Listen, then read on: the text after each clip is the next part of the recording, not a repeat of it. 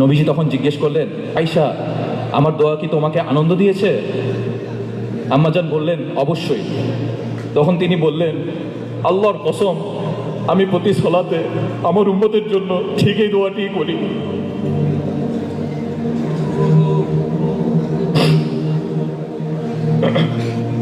একবার চিন্তা করুন তো, প্রতি সালাতে তিনি আপনাকে ভোলেননি। 1400 বছর আগে মদিনার নির্জন রাতে যখন সবাই ঘুমিয়ে, তখন একজন মানুষের চোখ ভিজে যেত আপনার ফিকিরে। আর আজ আমরা সেই উম্মত কোথায় দাঁড়িয়ে আছি? বিদায় বেলায় এক অমায়িক দৃশ্য মন জড়িয়েছিল আল্লাহর হাবিবের। হযরত আবু বকর রাদিয়াল্লাহু তাআলা আনহু এর ইমামতিতে সাহাবীরা সালাত আদায় করছেন, প্রচণ্ড জ্বরের ব্যথাতেও। পর্দার আড়াল থেকে এই দৃশ্য দেখে তিনি মুচকি হাসলেন। প্রশান্তিতে বুক ভরে উঠল তার। আমার উম্মত একতাবদ্ধ, আমার উম্মত আল্লাহর পানের উপসৃষ্টায় অবনত। একবার ভাবুন তো, যদি আজ আল্লাহর রাসূল সাল্লাল্লাহু আলাইহি ওয়াসাল্লাম ফিরে আসতেন, যদি তিনি দেখতেন তার সেই আদরের উম্মতের মসজিদগুলো আজ ফজরের সময় খালি করে থাকে, যদি তিনি দেখতেন তার ভাইরা আজ অশ্লীলতায় মগ্ন,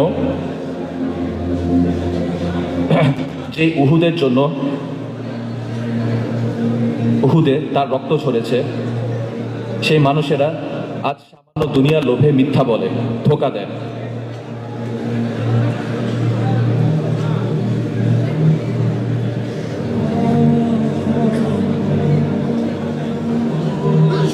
ভাই ও বোনেরা, আমাদের ঘরের দেয়ালে হয়তো তার নাম লেখা আছে ক্যালিওগ্রাফিতে ঝোলানো, কিন্তু আমাদের চরিত্র কি তার নূরকে ধারণ করতে পেরেছে? আমরা মুখে বলি ভালোবাসি, অথচ আমাদের জীবনের দিকে তাকালে মনে হয় আমরা যেন চিনি নাই মানুষটাকে। কি জবাব আছে আমাদের?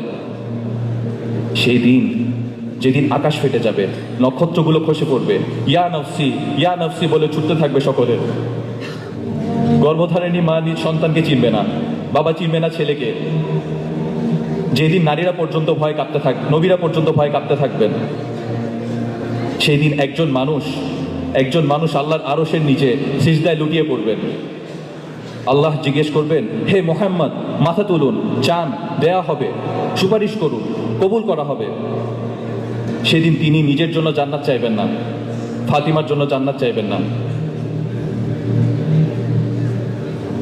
যেদিন সব বন্ধন ভুলে গেছে, মুছে গেছে, সম্পর্কের যত সীমানা, সেই দিনও তিনি বলবেন, ইয়া রব্বি উম্মতি উম্মতি, হে আল্লাহ, আমার উম্মত।